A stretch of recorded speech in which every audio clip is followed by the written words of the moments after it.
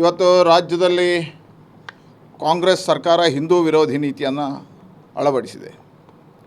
ನಿರಂತರವಾಗಿ ಹಿಂದೂ ಸಮಾಜದ ಮೇಲೆ ದಬ್ಬಾಳಿಕೆ ಮಾಡತಕ್ಕಂಥ ಕೆಲಸವನ್ನು ಈ ಸರ್ಕಾರ ಮಾಡ್ತಾಯಿದೆ. ಯಾರ್ಯಾರು ಹಿಂದೂ ಹೋರಾಟಗಾರರಿದ್ದಾರೋ ಅವರನ್ನು ಗಡೀಪಾರು ಮಾಡತಕ್ಕಂಥ, ಅವರನ್ನು ಗೂಂಡಾಗಿರಿ ಕೇಸುಗಳನ್ನು ಹಾಕತಕ್ಕಂಥ ಪ್ರಯತ್ನಗಳನ್ನು ಕಳೆದ ಈ ಸರ್ಕಾರ ಅನುಷ್ಠಾನಕ್ಕೆ ಬಂದ ಮೇಲೆ ಪ್ರಾರಂಭ ಆಗಿದೆ. ಮಠ ಮಂದಿರಗಳ ಮೇಲೂ ಈ ಸರ್ಕಾರದ ದೌರ್ಜನ್ಯಗಳು ಪ್ರಾರಂಭ ಆಗಿದ್ದಾವೆ. ಇದು ಮುಂದುವರೆದ ಭಾಗವೇ. ಅಯೋಧ್ಯೆಯ ಪ್ರಭು ಶ್ರೀರಾಮಚಂದ್ರನ ಮಂದಿರದ ನಿರ್ಮಾಣ ಸಂದರ್ಭದಲ್ಲಿ ಎಲ್ಲ ರಾಜ್ಯಗಳು ರಜೆ ಕೊಟ್ಟರು. ಅವತ್ತು ರಜೆಯನ್ನು ಘೋಷಣೆ ಮಾಡಿದೆ. ಕಾಂಗ್ರೆಸ್ ರಾಮ ಮಂದಿರವನ್ನು ಹಿಂದಿನಿಂದ ವಿರೋಧಿಸಿದೆ. ಇವತ್ತು ಹನುಮ ಭಕ್ತರು ಹಾಕಿರ್ತಕ್ಕಂಥ ಧ್ವಜವನ್ನು ಅಧಿಕಾರಿಗಳನ್ನು ಕಳಿಸಿ ಕಿತ್ತೊಗೆಯುವುದರ ಮುಖಾಂತರ ಹಿಂದೂ ಸಮಾಜಕ್ಕೆ ಅಪಮಾನ ಮಾಡಿದೆ, ರಾಮ ಭಕ್ತರಿಗೆ ಅಪಮಾನವನ್ನು ಮಾಡಿದೆ. ಮತ್ತು ಯಾವ ರಾಮ ಭಕ್ತರು, ಹನುಮಂತನ ಭಕ್ತರು ಹೋರಾಟವನ್ನು ತಗೊಂಡಾಗ ಅವರಿಗೆ ಲಾಠಿ ಚಾರ್ಜ್ ಮಾಡ್ತಕ್ಕಂಥ, ಹಿಂದೂಗಳ ಮೇಲೆ ದೌರ್ಜನ್ಯ ಮಾಡ್ತಕ್ಕಂಥ, ದಬ್ಬಾಳಿಕೆ ಮಾಡ್ತಕ್ಕಂಥ ಅಧಿಕಾರಿಗಳ ಮುಖಾಂತರ ಹಿಂದೂ ಹೋರಾಟವನ್ನು ದಮನಿಸುವಂಥ ಕೆಲಸವನ್ನು ಈ ಸರ್ಕಾರ ಮಾಡ್ತಾಯಿದೆ. ಇದೊಂದು ಹಿಂದೂ ವಿರೋಧಿ ಸರ್ಕಾರ. ಸಿದ್ದರಾಮಯ್ಯನ ಹಿಂದೆ ಅವರು ರಾಮನ ಆಡಳಿತವನ್ನು ಮಾಡಿದವರು. ಯಾವ್ಯಾವಾಗ ಸಿದ್ದರಾಮಯ್ಯನ ಅಧಿಕಾರಕ್ಕೆ ಬರ್ತಾರೋ ಅವತ್ತೆಲ್ಲ ಹಿಂದೂ ಸಮಾಜಕ್ಕೆ ಅನ್ಯಾಯ ಮಾಡಿದವರು, ಅಪಮಾನ ಮಾಡಿದವರು, ಹಿಂದೂ ಸಮಾಜದ ಮೇಲೆ ದೌರ್ಜನ್ಯ ಮಾಡಿರ್ತಕ್ಕಂಥ ಕಂಡಿದ್ದೇವೆ. ಹಿಂದೆ ಈ ರಾಜ್ಯದಲ್ಲಿ ಗೋಹತ್ಯೆ ನಿಷೇಧ ಕಾನೂನನ್ನು ತಂದಿದ್ದಾಗ ಅದನ್ನು ವಾಪಸ್ ತಗೊಂಡಿರುವಂಥದ್ದು, ಯಾರ್ಯಾರೋ ಗೋಗಳ ರಕ್ಷಕರಿದ್ದಾರೆ ಅವರನ್ನು ಜೈಲಿಗಟ್ಟಿರುವಂಥದ್ದು, ಗೋ ಹಂತಕರಿಗೆ ಗುಂಡೇಟು ಬಿದ್ದಾಗ ಅವರಿಗೆ ಪರಿಹಾರ ಕೊಟ್ಟಿರ್ತಕ್ಕಂಥದ್ದು. ಹೇಳಿದ್ರೆ ನಿರಂತರವಾಗಿ ಹಿಂದೂ ವಿರೋಧಿ ನೀತಿಯ ಸಿದ್ದರಾಮಯ್ಯ ಅಧಿಕಾರಕ್ಕೆ ಬಂದಾಗ, ಕಾಂಗ್ರೆಸ್ ಅಧಿಕಾರಕ್ಕೆ ಬಂದಾಗ ಹಿಂದೂ ಸಮಾಜವನ್ನು ದಮನಿಸುವಂಥ ಎಲ್ಲ ಕೆಲಸ ಕಾರ್ಯಗಳು ನಡೀತದೆ. ಇದು ನಡೆಯೋದಿಲ್ಲ.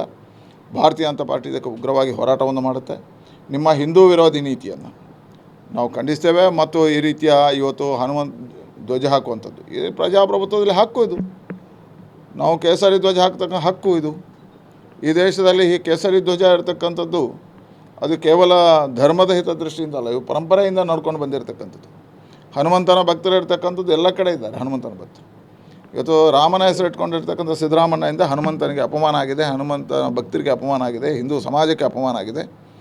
ಇವತ್ತು ಮತ್ತೆ ಲಾಠಿ ಚಾರ್ಜ್ ಮಾಡೋದ್ರ ಮುಖಾಂತರ ಮತ್ತೆ ಅದನ್ನು ಹತ್ತಿಕ್ಕುವಂಥ ಕೆಲಸ, ಹೋರಾಟಗಳನ್ನು ಹತ್ತಿಕ್ಕುವಂಥ ಕೆಲಸವನ್ನು ಈ ಸರ್ಕಾರ ಮಾಡ್ತಾಯಿದೆ. ಇವತ್ತು ಇದನ್ನು ನಾವು ಖಂಡಿಸ್ತೇವೆ. ಅವರು ಹೇಳ್ತಾ ಇರೋದು ಆ ಧ್ವಜಸ್ತಂಭದಲ್ಲಿ ರಾಷ್ಟ್ರಧ್ವಜ ಮಾತ್ರ ಹಾರಬೇಕಿತ್ತು, ಅದಕ್ಕೆ ಪರ್ಮಿಷನ್ ತಗೊಂಡು ಬೇರೆ ಭಗವಧ್ವಜ ಹಾರಿಸಿದ್ದಾರೆ, ಹನುಮಾನ್ ಧ್ವಜ ಹಾರಿಸಿದ್ದಾರೆ. ನೋಡಿ, ಇದು ಇಂಥ ಸಂದರ್ಭಗಳು ಹತ್ತಾರಿದ್ದಾವೆ. ಇವತ್ತು ಹುಬ್ಬಳ್ಳಿಯ ಈದ್ಗಾ ಮೈದಾನದಲ್ಲಿ ರಾಷ್ಟ್ರಧ್ವಜ ಹಾರಿಸುವಂಥ ಸಂದರ್ಭದಲ್ಲಿ ಹೋರಾಟಗಳು ನಡೆದಿತ್ತು. ಅಂಥ ಯಾವುದೇ ಸನ್ನಿವೇಶಗಳಿದ್ದರೂ ಸರ್ಕಾರ, ಜವಾಬ್ದಾರಿಯುತ ಸರ್ಕಾರ, ಅಧಿಕಾರಿಗಳಿದ್ದಾರೆ, ಮಂತ್ರಿಗಳಿದ್ದಾರೆ, ಉಸ್ತುವಾರಿ ಸಚಿವರು, ಎಲ್ಲ ಸಮುದಾಯಗಳನ್ನು ಕರೆದು ಮಾತುಕತೆಯಿಂದ ಅದನ್ನು ತೆಗಿಬೋಯಿತು. ಅದು ಬಿಟ್ಟು ಏಕಾಏಕಿ ಅಧಿಕಾರಿಗಳ ಮುಖಾಂತರ ತೆಗೆಸಿ ಅಲ್ಲಿ ಹೋರಾಟ ಮಾಡಿದವರಿಗೆ ಲಾಠಿ ಚಾರ್ಜ್ ಮಾಡತಕ್ಕಂಥದ್ದು ಇದು ಹಿಂದೂ ಸಮಾಜವನ್ನು ಹೆದರಿಸುವಂಥ ತಂತ್ರಗಾರಿಕೆ, ಹಿಂದೂ ಸಮಾಜವನ್ನು ದಮನಿಸುವಂಥ ಕಾರ್ಯ. ಇದನ್ನು ಸಹಿಸೋದಿಲ್ಲ ಹಿಂದೂ ಸಮಾಜ. PDO ಅವರನ್ನ ಅಧಿಕಾರಿಗಳನ್ನೇ ಈಗ ಅಮಾನತು ಮಾಡಿ ಆದೇಶ ನೋಡಿ, ಈ ರೀತಿಯ ಕೃತ್ಯ ಏನು ಹೇಳಿದರೆ, ಯಾರ್ಯಾರೋ ಇನ್ನೇನು ಅಂತ ಹೇಳಿದ್ರೆ ಹಿಂದೂ ಸಮಾಜ ಹೋರಾಟವನ್ನು ದಮನಿಸುವಂಥ, ಹತ್ತಿಕ್ಕುವಂಥ ಕೆಲಸಗಾರಗಳಿಗೆ ಅಧಿಕಾರಿಗಳನ್ನು ಬಲಿ ಕೊಡ್ತಕ್ಕಂಥ ಕೆಲಸವನ್ನು ಸಿದ್ದರಾಮಯ್ಯ ಸರ್ಕಾರ ಮಾಡಿದೆ. ಹಿಂದಿನಲ್ಲಿ ಇದು ನಡ್ಕೊಂಡು ಬಂದಿದೆ. ಅಂದರೆ ಸಿದ್ದರಾಮಯ್ಯನಿಗೆ ಹಿಂದೂ ಸಮಾಜದ ಹೋರಾಟಗಳು ಇದು ಯಾವುದು ಪತ್ತೆ ಆಗೋದಿಲ್ಲ, ಭಕ್ತಿಯೂ ಪತ್ತೆ ಆಗೋದಿಲ್ಲ. ಯಾಕಂದರೆ ಅವರು ವಿಚಾರವಾದಿ, ಅವರು ಕಾಂಗ್ರೆಸ್ಸಿಗೆ ಮಾನಸಿಕತೆಯವರು ಅಲ್ಲ, ವಿಚಾರವಾದದ ಮಾನಸಿಕತೆಯವರು. ಹಾಗಾಗಿ ಕಾಂಗ್ರೆಸ್ನಲ್ಲಿರ್ತಕ್ಕಂಥ ಕಮ್ಯುನಿಸ್ಟರು ಅವರು.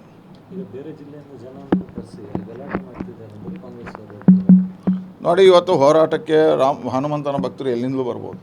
ಇದು ಈ ಪ್ರದೇಶ ಅಲ್ಲ, ಎಲ್ಲೆಲ್ಲಿ ಇಂಥ ಹೋರಾಟಗಳು ನಡೀತದೆ. ಅದಕ್ಕೆ ಎಲ್ಲ ಕಡೆಯಿಂದ ಭಕ್ತರು ಬರ್ತಾರೆ. ಅದಕ್ಕೆ ಹೋರಾಟಕ್ಕೆ ಜನ ಸೇರಿಸ್ಬೇಕಂತ ಭಕ್ತರು ಸಹಜವಾಗಿ ಹೋರಾಟಗಳನ್ನು ಮಾಡ್ತಾರೆ.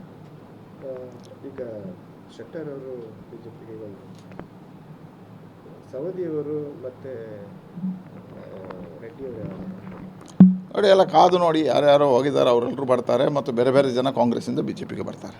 ಸವದಿಯವರು ಈಗಾಗಲೇ ಬಿಜೆಪಿಯವರೊಟ್ಟಿಗೆ ಕಾಂಟ್ಯಾಕ್ಟಲ್ಲಿದ್ದಾರೆ ಅನ್ನೋದು ನಮ್ಮಿಂದ ಯಾರ್ಯಾರು ಹೋಗಿದ್ದಾರೆ ಅವರೆಲ್ಲರೂ ಬರ್ತಾರೆ. ಮತ್ತು ಕಾಂಗ್ರೆಸ್ನ ಒಂದಷ್ಟು ಜನ ಬರ್ತಾರೆ.